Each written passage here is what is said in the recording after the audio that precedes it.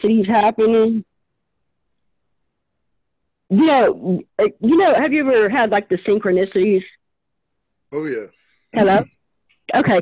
Well, that kind of freaked me out for a while. And, I went to jail, and I knew when I went to jail that all these people in the jail weren't real. And, I just sat there observing. It was weird.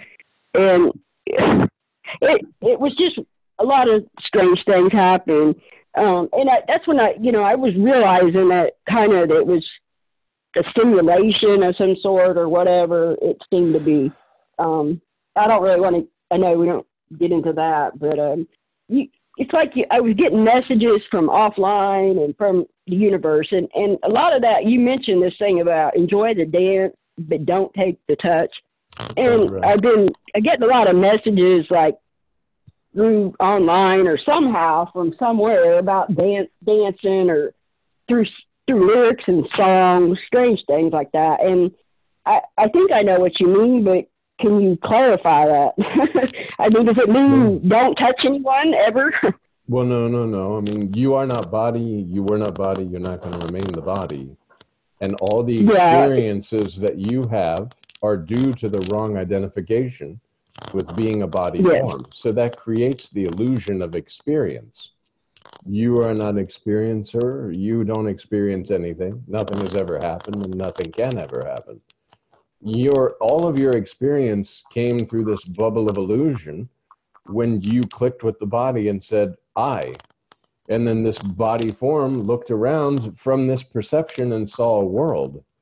But all of that is not true because you are not body. And you can know yourself in a real sense as the formlessness through meditation, through, like you were mentioning, the mantra, through listening to the masters and speaking. These are the things you keep in touch with your selfless self. And then you don't have to not be a body because you aren't body.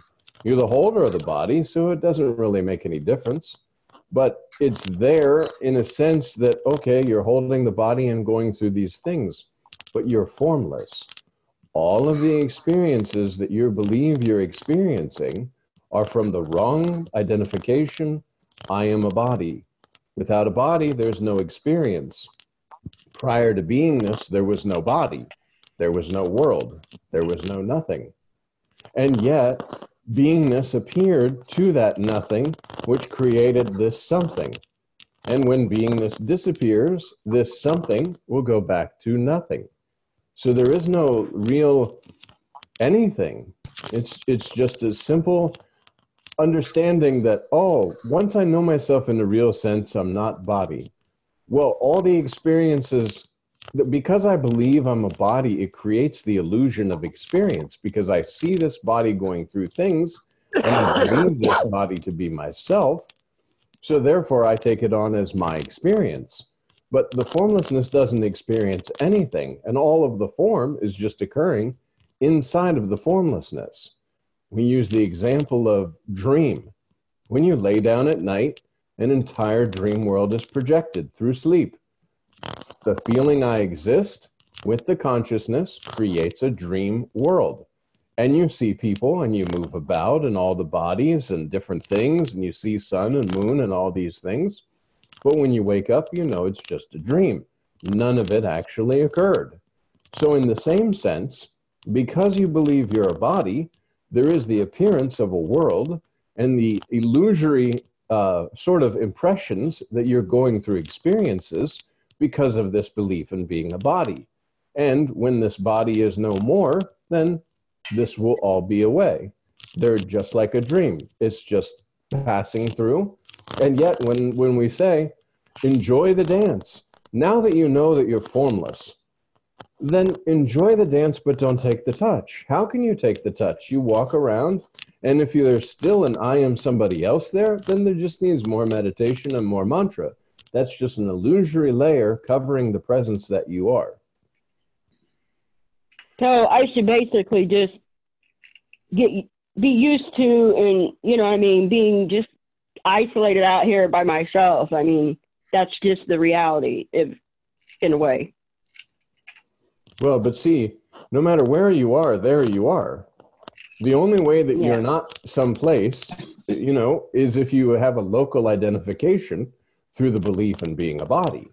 The space in the room isn't alone, isn't anywhere. The objects in the space appear to be alone if there aren't other objects. But from the point of view of you, there's nothing. And all this needs is just sitting, and you've heard Maharaj in the videos, sitting quietly, mantra, meditation, know yourself in a real sense. See, it has to be direct experience of yourself. Using this body form while it's available, you directly experience yourself. Then it no longer becomes theory, and you no longer need to know anything because you have experienced this directly yourself. Oh, so that I am formless. So therefore, all of this form stuff is absolutely illusion. It appeared on presence. I know this sense of presence. See, the first thing is when you feel this presence, then you start paying attention only to the presence. And it's, again, like being sick. If you go to work, you're sick, you're working, but you're in the sick state. If you go shopping, you have a cold, so you're in the sick state shopping. So the same with this. Once you know yourself in a real sense, you pay attention to presence. So while you're working, you're concentrating on this presence, from where this concentration is arising. And then this will gradually lead you to the understanding that this presence has appeared to me. So I'm even more subtle than the presence. I'm more subtle than space or sky. Absolutely formless, the knower of the sense of presence. Because then what? Then who am I? Well, this cannot be described. We talked about before, knock, knock on the door. Somebody says nobody's there. But there had to be somebody there to say nobody's there. There had to be something for this presence to appear, and this presence will disappear, and yet you are, because this appearance and disappearance has appeared to you. That's why Nisargadatta Maharaj says that death is merely the disappearance of the I am, and birth is the appearance of the I am. I am being this subtle sense of presence that you are. I get the concept, and I have no fear of death and all that, and I understand all that. And I don't care if I die now or die whenever. It doesn't matter. See, there is no death. If there's a concept of death, then there's a concept that you're in body, but you're not. Does the space in the room die? When Maharaj gives the example of the bathroom and the ashram. The space in the ashram and the space in the bathroom. When the walls come down, walls meaning these body forms, does the ashram sky go to heaven and the bathroom sky go to hell? No. It's space. The space that's within these different body forms, moving about and believing itself to be individual, that's the illusion. When the illusion's over, you, the background that provided the space for this illusion, you remain. But there's no death because there was never a birth. See, there's no individual you. Whoever you are believing yourself to be, these are just illusory layers appearing on presence, and you just have to remove these slowly, silently, and permanently, so that your only thing is perceiving presence directly, and then the knowing that I'm perceiving this presence, that you had to be there. You are not as you appear to be. This body with, as you mentioned, that had the surgery or whatever, amputation, that is alone in some place, this is not your own selfless self. This is a body form that you, the formless holder that's holding all the bodies, happens to be holding this body as well. It's the egoistic sense impressed through the labeling of the body as yourself that creates this illusion of experience. You are not experiencing, and nothing is happening. Yeah, like I said, I'm new on this, so and Understood? Yes. I have, like I said, always had worked out before, and I find that when I do exercise my body, that I feel better as far as mentally and not depressed. Am I taking myself further down an illusion to keep my body fit? You have a body. Keep the body in good health. Keep the body in good condition as well as you can. As far as depression and such, depression is just flowing through the mind, different various thoughts identified that I'm a body and I'm thinking these thoughts. Depression can't be if there is no you. If the thoughts flow through, and we talked about this last week, I think, you open a window and birds fly in, and you open the other window. They fly through, but they don't get stuck and start flying around breaking all your stuff. They just fly through. Same thing with thoughts. A thought comes in and you start to feel, I am depressed. No, no, no. There's no I that's depressed. Depression is here. It's coming and going. It appears on the presence. Because I'm holding this 5 elemental body, there will be changes in the 5 elements. We see this in a storm. You can see a nice, beautiful sky, but then there's rain and sometimes very heavy winds and all that. So the 5 elements are constantly doing what they do. So because you're holding a 5 elemental body, they play. It's play or something.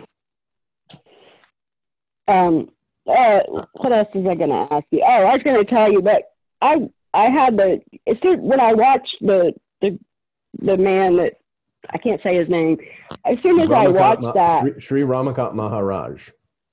I'm sorry. But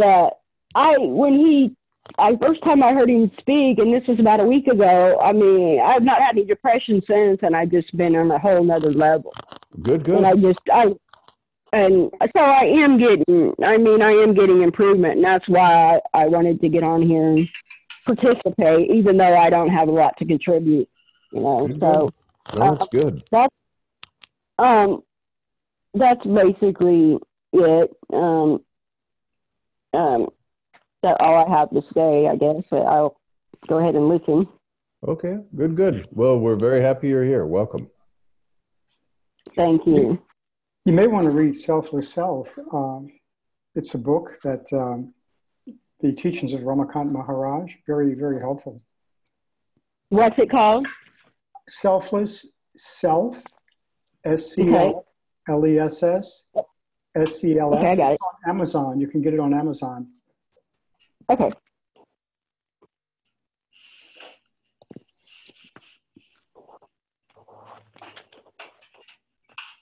And the Ramakant. Yeah, I don't work or anything, so I have all the time in the world to, meditate and all. So I've been hitting it really heavy. Good.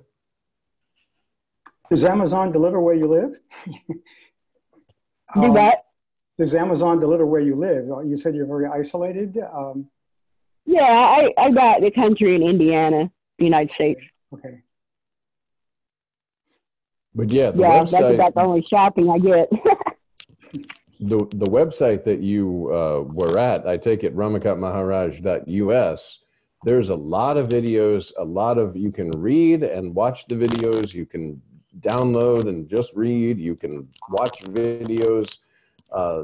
It's very excellent resource, and I would highly recommend that you listen to the master speaking over and over and over again.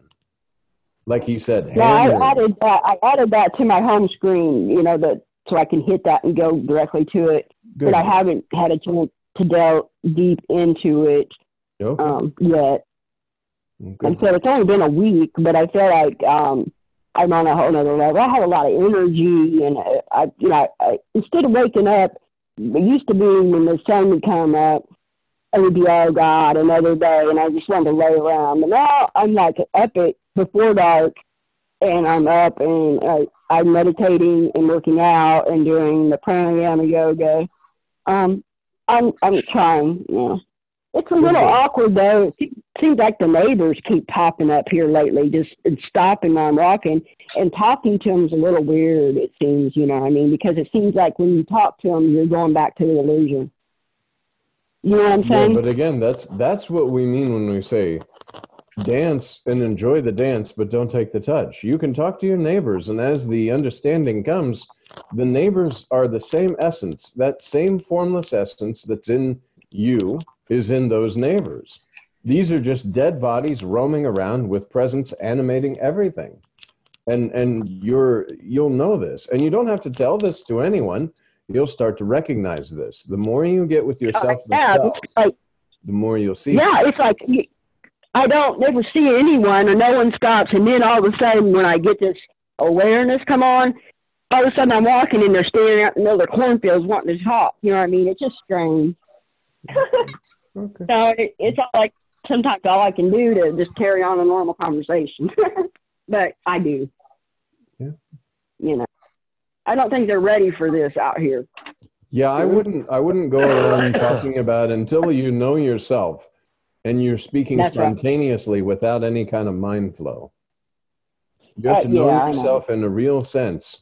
Once you know yourself as formless, then you can use this form any way you choose.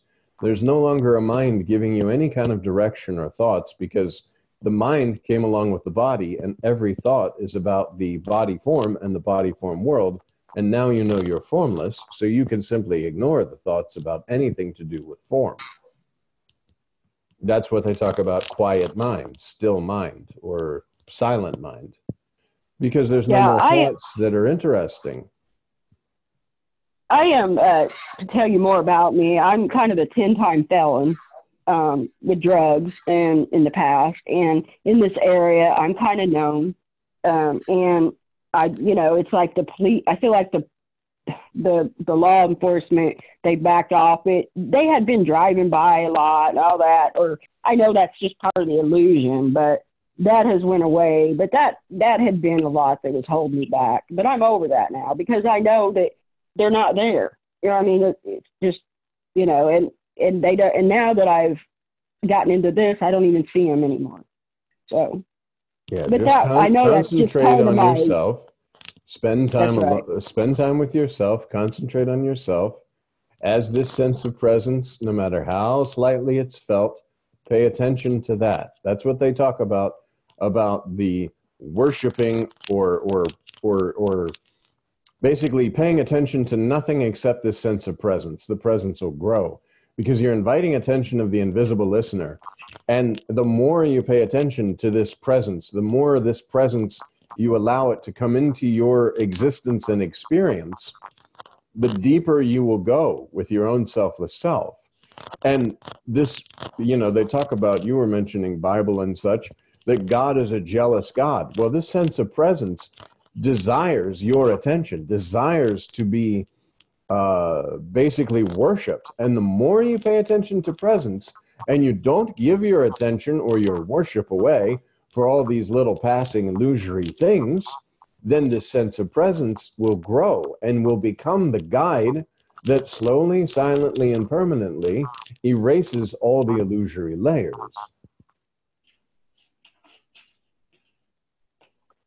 Yeah, just people have been popping up wanting to get in my life, and all of a sudden, and it's like, or calling, and it's like, I spontaneously no, and told them, I don't want you in my life.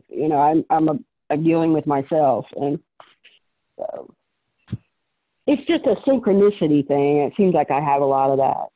So, but again, remember, synchronicity is a concept that came along with the body. You're formless. In order to have synchronicity, you have to have belief in a body form, which creates a sense of time and space. You are none of these. Okay. All of these are appearing in you. Okay. All right. I'm glad you told me that. Because I was thinking, some of the other videos, what was it called? JUNG is his name or something. Some of that videos, a lot of that stuff on YouTube, you got to go through to get to this level. Will tell you that that's your connection with source and all that. So all of these are body-based concepts. Remember, everything that you've known, everything you've ever seen, and everything you've ever experienced is absolutely illusion because it was impressed with the idea of being a body. Without body, how can the space in the room experience? But when the space in the room clicks with the body, then there can be the illusion of experience. Even though it's not true, it appears so. This interpretation of synchronicity meaning something, I can see where that's part of the illusion. But also, you said that the formless presence or whatever sort of desires attention, and there is certain synchronicities that seem to make lead pattern. lead to greater understanding. Like if Yeah. say when I wanted to go to meet Ramakant, everything sort of fell into place. It made me able to do so. Yes. So maybe that the desire of the formlessness somehow does I don't know, interact with helping us to see through the illusion or something like that. Well, like on the radio, when I get in the car, I get like lyrics that give me a message or something, or I don't know. It's hard to explain. Again, I these know are it's just all hard. body based.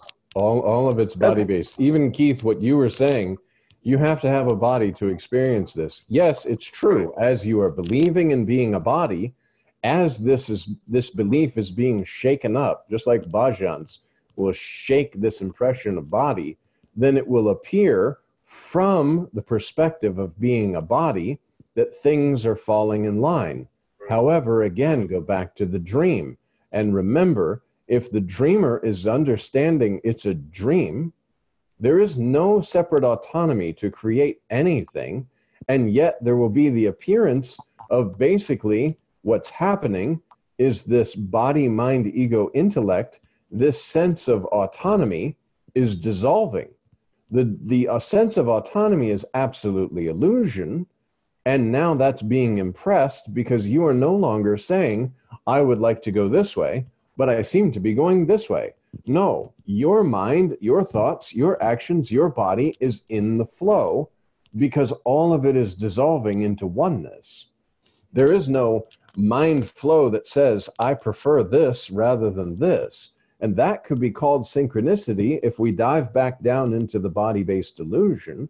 Seeing from the perspective of a body form, this could be called synchronicity. This is not true, but it does have this appearance. As you remove these ideas and this belief in being a body form, none of this will be, and of course this will be seen that it could have never been, but as long as we're looking from the position that I am a body, and this is my point of reference for this world, then these things can be seen. And bhajan is perfect example. You're singing bhajan, and especially in the ashram, you start to feel light. And we talked about before, you start to feel like you're expanding, but you're not expanding. You're everything that felt limited by this body form and the pressures of mind keeping you limited, that believing that Keith is on a spiritual journey and all of this is important for Keith to find his selfless self. But in reality, this is not true.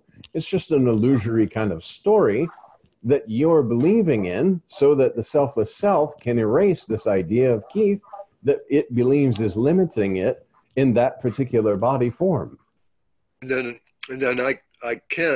my mind still might want to tend to give a sense of autonomy to the formlessness.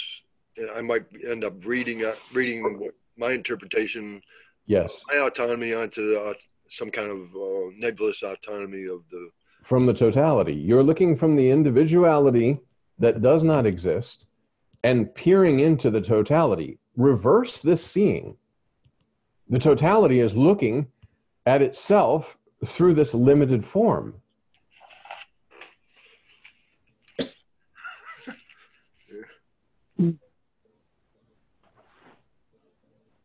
And again, that's why the feeling is that of expansion. You start to feel like, oh, wow, like seemingly I am just expanding into the room. I walk into the room and I feel the presence and I'm expanding into the room.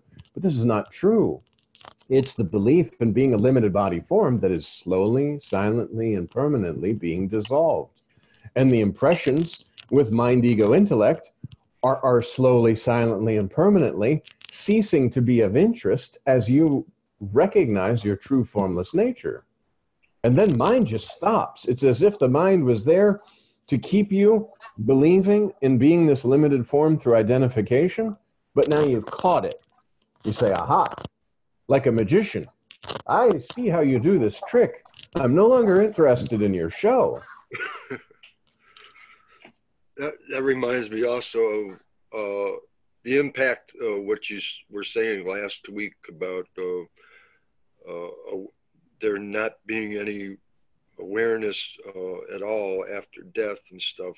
And that I had to wrestle with that a lot this week.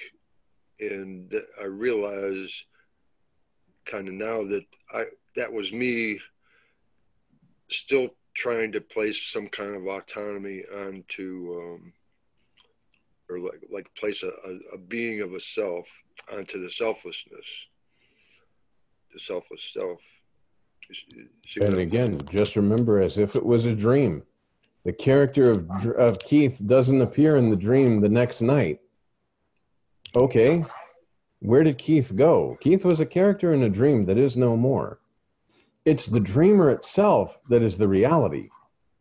But see, even that, again, the most perfect thing, if we look at the detail of when Maharaj says, knock, knock on the door, and the guy behind the door says, or female behind the door, whomever, says nobody's there. You say, who? Anybody there? Nobody's there. But somebody had to be there to say nobody's there. There, for this presence, which created this something, there had to be something for this to appear too. That is your own selfless self. That is indescribable. But you know, because, again, like Nisargadatta Maharaj says, birth is the appearance of I am. Then you have this lifespan. Between the appearance of I am and the disappearance of I am is this lifespan. But the I am appeared, the I am disappears, and yet there has to be something for the I am to appear too. That something is your own selfless self.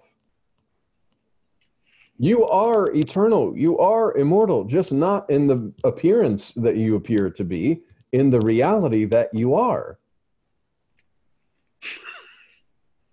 I was thinking today about when we have a dream at night, we don't remember the dream. And the reason is probably we don't take it as true. We don't try to remember it, or we don't make the effort or whatever. But, you know, when you think about the waking dream, it's the same thing over and over, but we take it as true. And I think the link is memory. And I think that probably a good yardstick by which to realize how close you come into the realization is that as we cease to take the living dream as true, the segments of it just break apart. It's like, you know, when you have a dream at night, as soon as you wake up, it's gone. Yes. So there's just nothing there, you know. And, you know, you spoke about one time, well, many times actually, but I'm not sure which particular one that I remember, but the fact of the whole thing is spontaneous. Everything, all action is simply spontaneous. It's not based upon memories as much. I mean, memory has a place because it's part of the body-mind. It's there in terms of, you know, like you don't drive your car into a wall because, you know, you're going to, you know, ruin your car or whatever. You don't put your hand into a fire because it's going to burn you. But basically, there's that disconnection from the sequences of the waking dream because, you know, like, the more we realize that it's not true, yes, that's what happens. And therefore, action and conversation or whatever becomes spontaneous, more and more. Yes. Yeah, you're not thinking about how to act. It's spontaneous actions in the moment. And there's no longer this timeline of a day. There are scenes coming before you. That's it. It's like, okay, here we all are. We're talking and this and that. And then this will turn off and we'll go on to the next scene. And there's no like dragging one scene into another scene through this concept of my memory of what it was like or any of these things. It's just scenes appearing.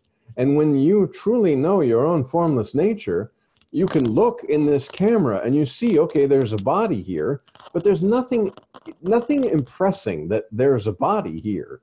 Like you can see, okay, in this camera, there seems to be a body. I'm waving and such. But there's no impression here that there's a body. There's just formlessness and scenes and whatever is being done in the moment, and then another scene. It's sort of like a virtual reality video game of sorts, because There's no you in this picture anymore. It's just scenes appearing. And you don't have to form a position because you are positionless. And therefore, you're not really struggling with anyone else because there's no you. There's no it's just scenes and, oh, hello, good morning, how are you today? Oh, good, good, this is, and nothing. That's why enjoy the dance, but don't take the touch.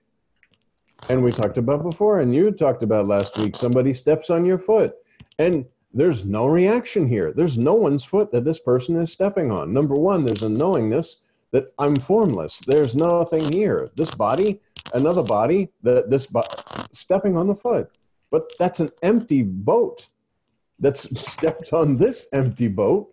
And the only way that there's going to be some kind of reaction or whatever is if I take and I am somebody else that somebody just stepped on my foot. But it's not my foot because I'm formless. These are just scenes that are occurring spontaneously in the moment. You know, someone, I think it was maybe Kathleen, or maybe you mentioned it, about the idea of analyzing dreams. Actually, I had a dream therapist many years ago when I was in Santa Fe, New Mexico.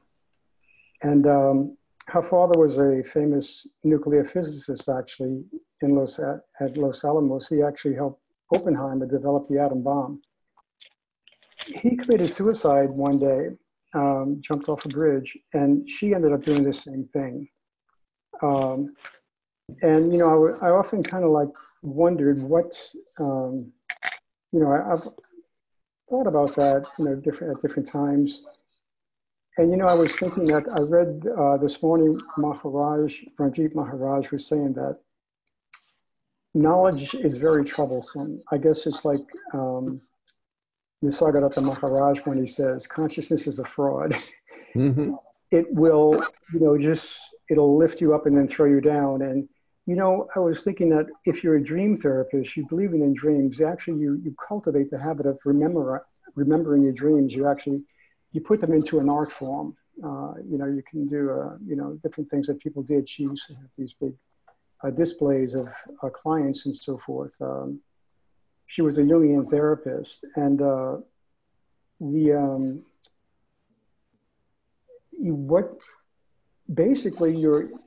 it's like a double whammy. You know, you're dealing with knowledge not only from the waking dream, but also from the dream state. You know, it's just really none of it is true. None of it is true. And correct. The same consciousness that projects the dream world projects the waking world. And everything that's been seen in both dream and waking is in the bubble of illusion, this consciousness that has appeared because of the sense of existence, which is not true.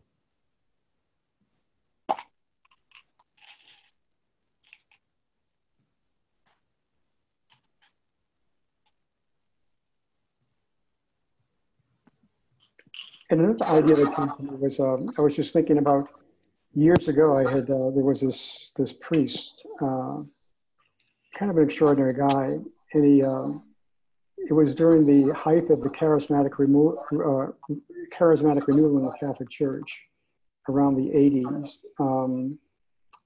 He developed this whole kind of, just a phenomenon, actually, in New Mexico, Texas, and Chihuahua, Mexico. You know, there's 3 states, they all border each other. And he developed what they call, it was a Lord's Ranch. And he had people come from all over the world, actually, to participate in this.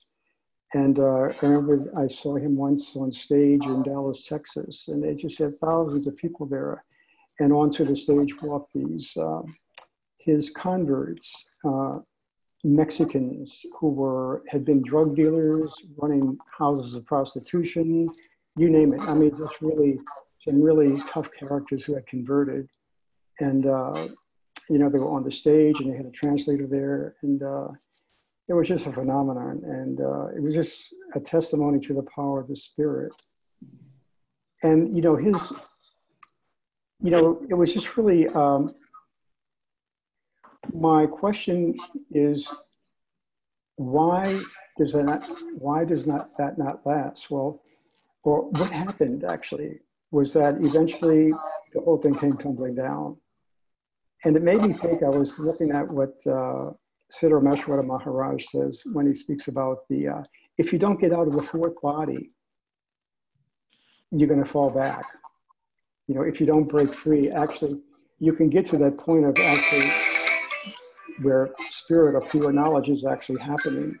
But if you don't move beyond that, because there's always some trace of knowledge in that, if you don't get beyond that, the whole thing is going to come down again. And I just, you know, I often wonder about that, what happened. This whole thing kind of like just really disintegrated. And I know things are, you know, it's all an illusion, nothing is true. But I don't know. I think Maharaj would say, be normal, be simple, be humble, be always with you. Humbleness comes automatically.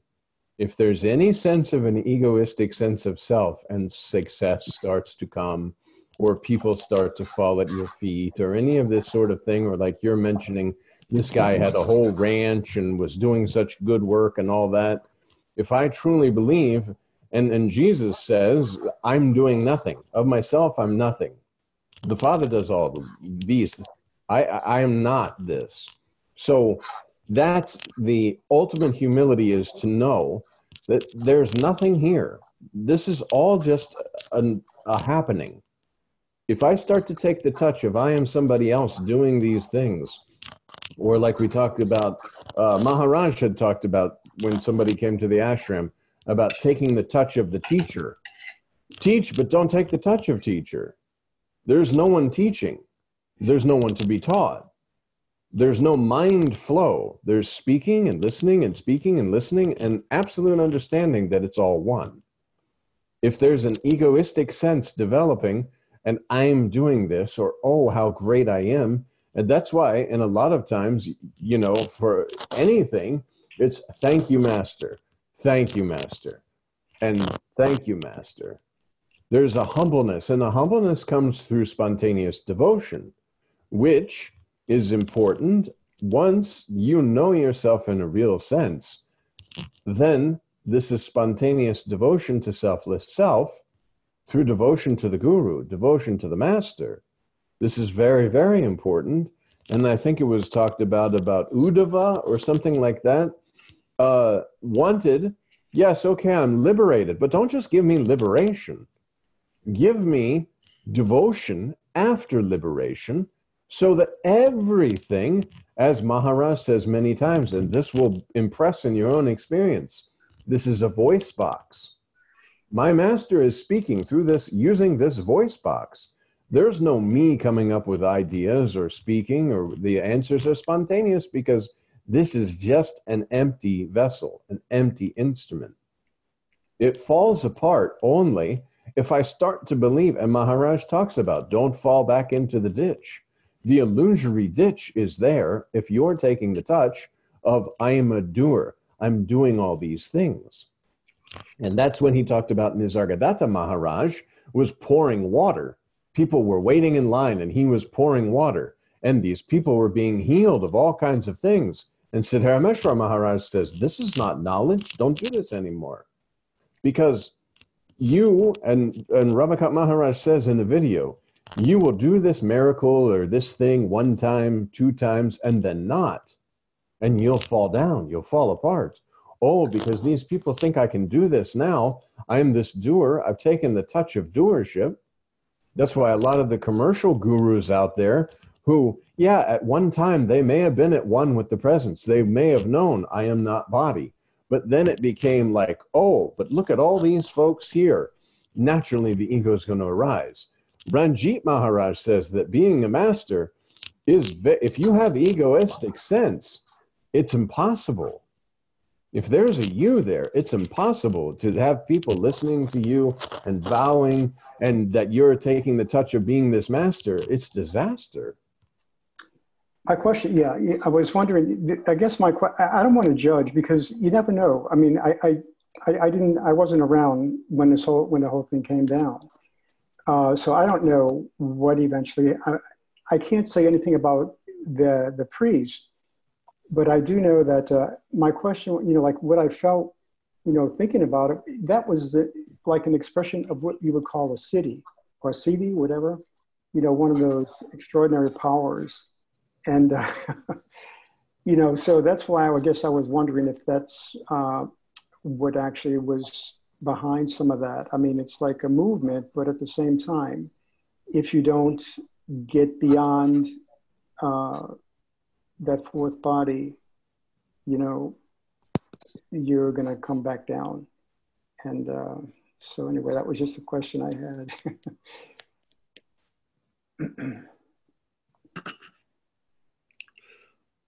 Well, I can sort of relate that to I have interest in phenomena like that, or all kinds of phenomena I have interest in. But like John said earlier, it's possible to lose interest in all what the mind does, seems to be doing, and all that stuff.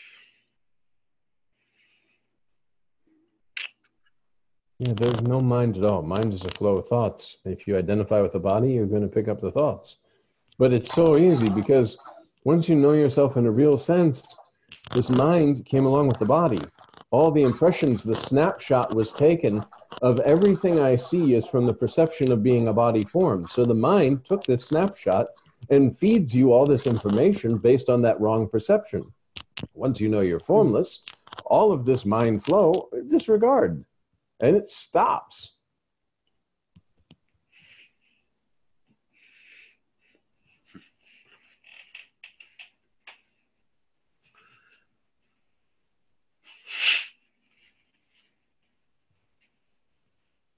One of the emphasis of this particular community was the whole thing about the baptism in the Holy Spirit.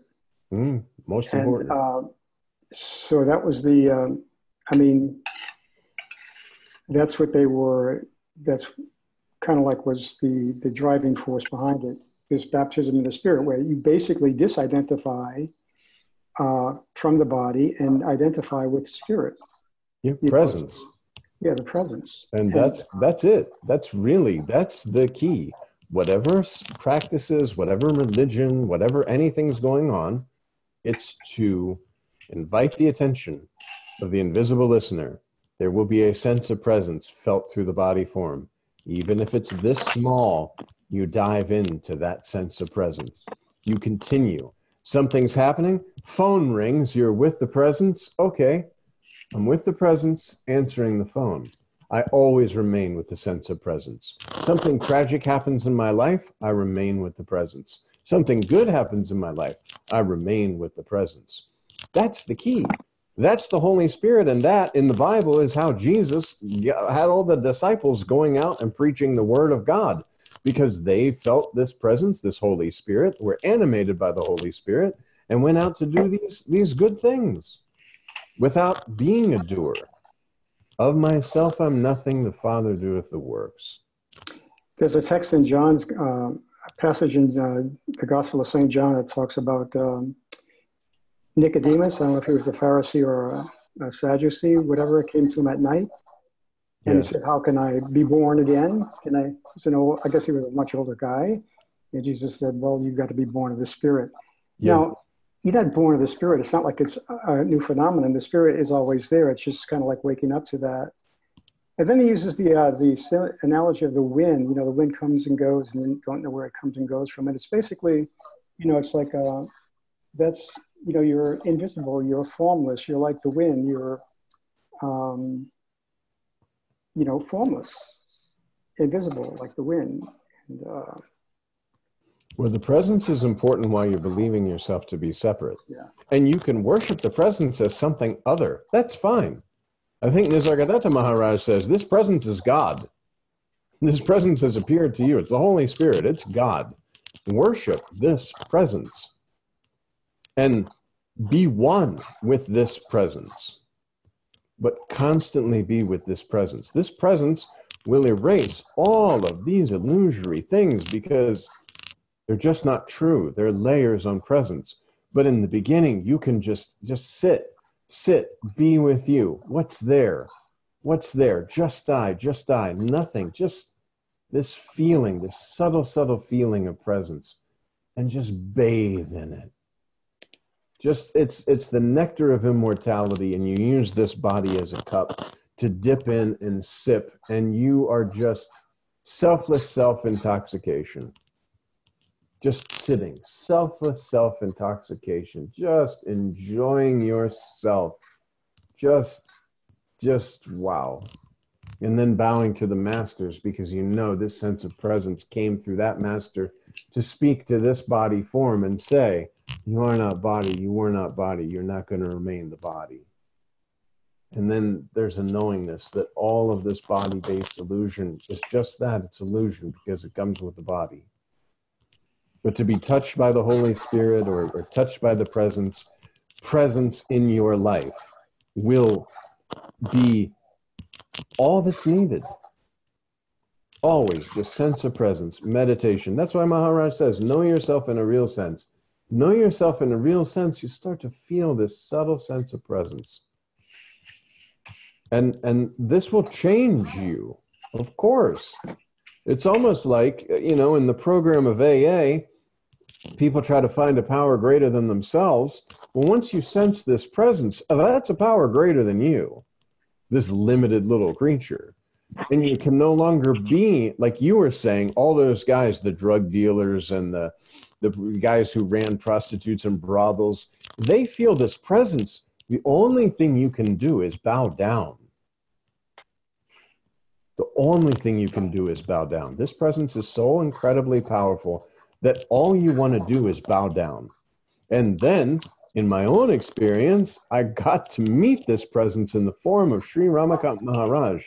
I knew this presence, I felt this presence, I worshiped this presence, and now I get to go to India and give everything to this presence, that I already know this sense of presence.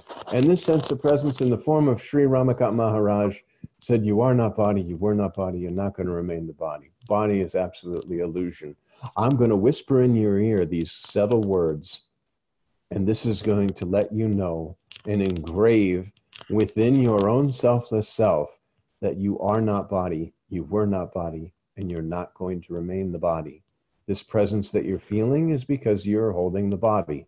This presence is all there is. And this is that. That you are. That's why Maharaj says, oh, so that I am that. Nisargadatta Maharaj says, I am that. That presence, that I am.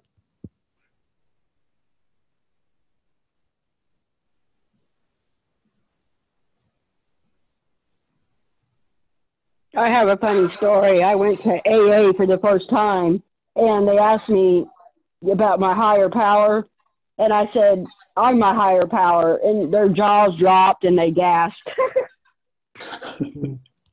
Embarrassing. At that time, I wasn't my higher power. I mean, I wasn't on that level, but I just didn't know any better. But actually, it's really the truth. I mean... But the I that says it's the higher power is not. It's the one that's there prior to the words arising, prior to the thoughts arising in mind to speak using the body form, the undisturbedness that nothing is, and yet all that is appears from that nothing. I used to go to AA and for quite a few years, just kind of dropped away because my friends dropped away. But one time I was at a meeting and I said in the comments that God is the unknown. And I know what I meant by that, kind of. But after the meeting, some guy comes up to me and says, I don't know what kind of religion you're into, but it ain't what we're into or something. I don't like AA anymore. It doesn't help me. This is not a commentary on AA. AA is a path as all paths are passed. As Christianity, Buddhism, Sikhism, Hinduism, atheism, all are paths that the selfless self has chosen to know itself through the illusory experience of believing itself to be a body form. So para-Brahman is the ultimate truth. Para-Brahman is prior to Brahman. Yeah. And prior to Brahman, Brahman appeared to that which was there prior to Brahman. That which was there is the nothing, the something that has appeared. And then because of the clicking with the body, it's the belief in the illusory experiencing that this body is supposedly experiencing. And the easiest thing is, there was nothing, the appearance of I am, I exist, and then this feeling of existence will also disappear. But there has to be the underlying, I think it's called the substratum, on which these appearances are occurring. But that is not an appearance. That is continuum. And not even continuum, because you can't say. You are the knower of the subtle sense of presence. The sense of presence has appeared to you. Along with the sense of presence came an illusory world. You viewed yourself as within this illusionary world, rather than this illusionary world has appeared on presence, which has appeared to you. The name of the body that you're holding is not you. It's just the instrument you're using to experience this illusory experience. The body has a time limit, but you're prior to time.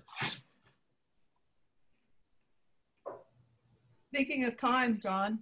Oh, yes, yes, yes. Good, good. Everyone enjoy your evening. Thank you. Okay, good night. Thank you.